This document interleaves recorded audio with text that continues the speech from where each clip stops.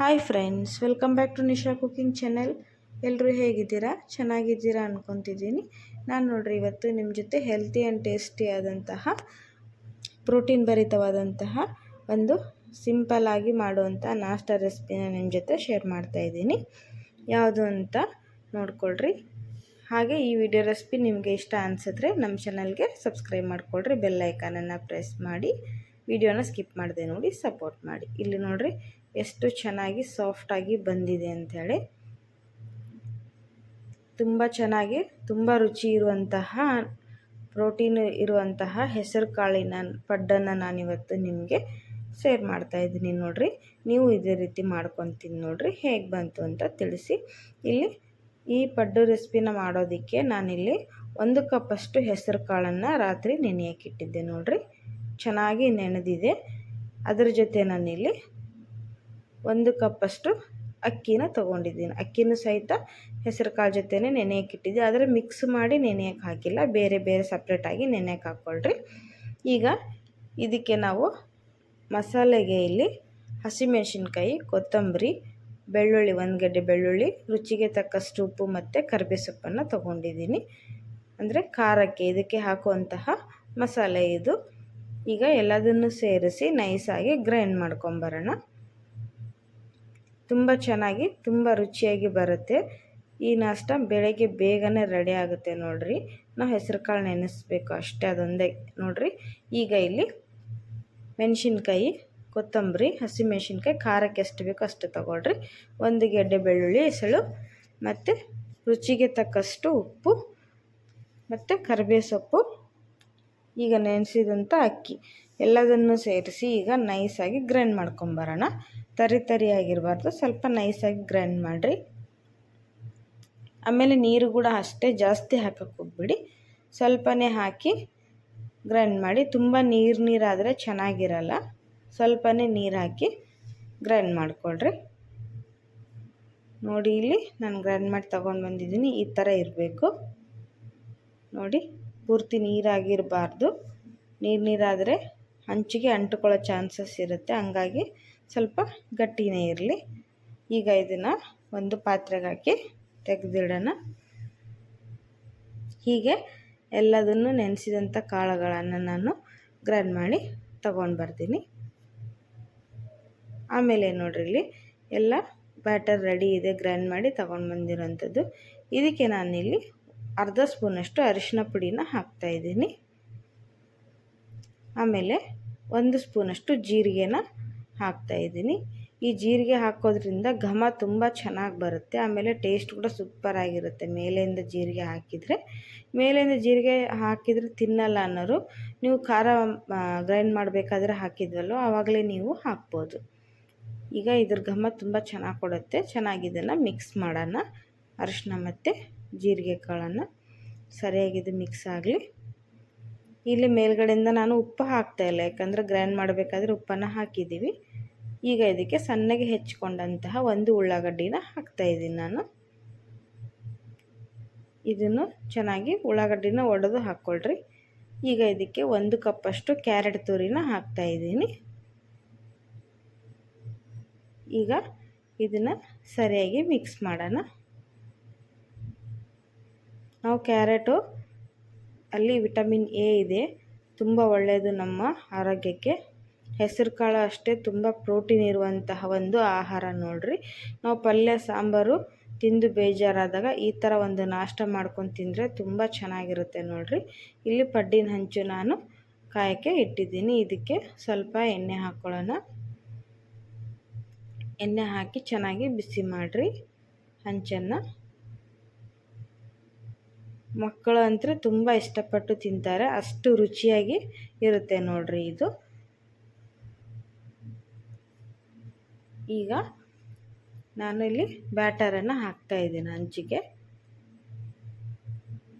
ನಮ್ಮ ಉತ್ತರ ಕರ್ನಾಟಕದ ಕಡೆ ಹೇಗೆ ಮಾಡ್ತಾರೆ ಅಂದರೆ, ಹೆಸರು ಕಾಳು ಹಸಿಯಾಗೇ ಇರುತ್ತೆ. ಅಂದರೆ ಹೆಸರು ಕಾಳು ಸೀಸನ್ನಲ್ಲಿ ಆ ಸೀಸನ್ ಮುಗಿಯೋವರೆಗೂ ಈ ಹೆಸರು ಕಾಳು ಪಡ್ಡು ನಾವು ಮಾಡ್ತಾನೇ ಇರ್ತೀವಿ.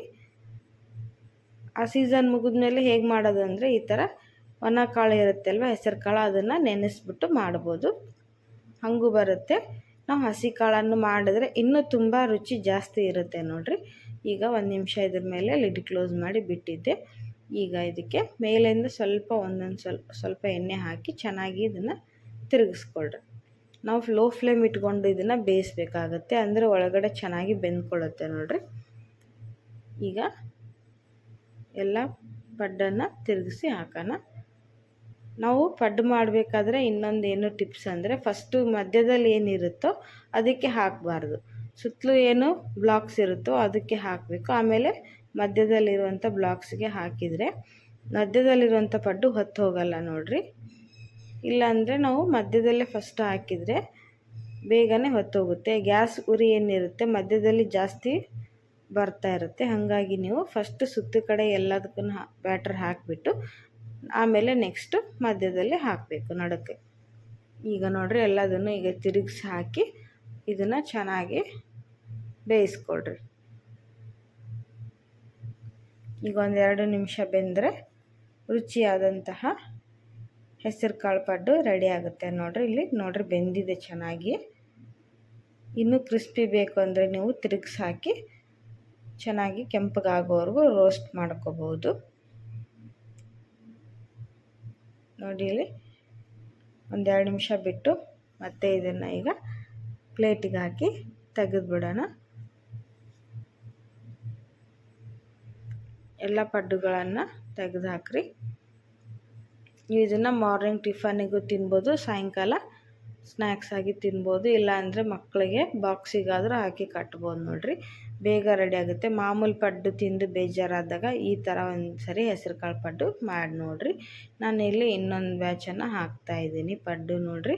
ಫಸ್ಟು ಸುತ್ತಲೂ ಇರುವಂತಹ ಬ್ಲಾಕ್ಸಿಗೆ ಹಾಕ್ರಿ, ಆಮೇಲೆ ಮಧ್ಯದಲ್ಲಿಗೆ ಹಾಕಬೇಕು.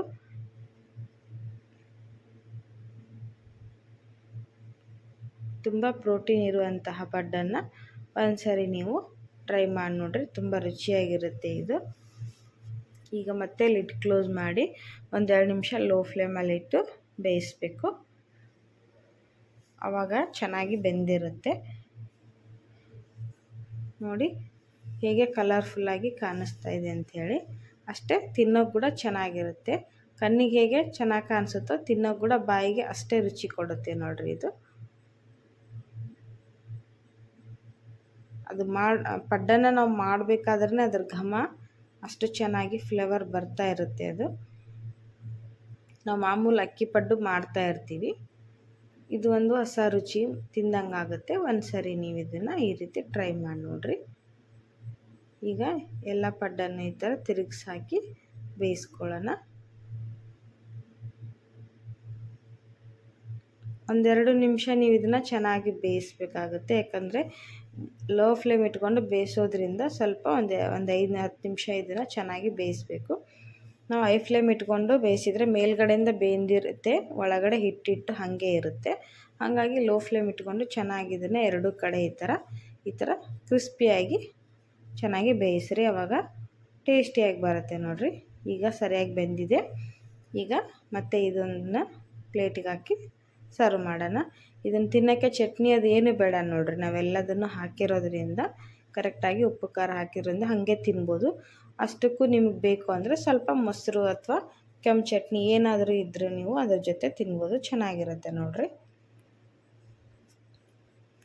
ನೋಡಿ ಎಲ್ಲ ಪಡ್ಡನ್ನು ತೆಗೆದು ನಾನಿಲ್ಲಿ ಸರ್ವ್ ಮಾಡಿ ತೋರಿಸ್ತಾ ಇದ್ದೀನಿ. ಹೇಗೆ ಬಂದಿದೆ ಅಂತ ನೋಡ್ಕೊಳ್ರಿ, ತುಂಬ ಚೆನ್ನಾಗಿ ಬಂದಿದೆ.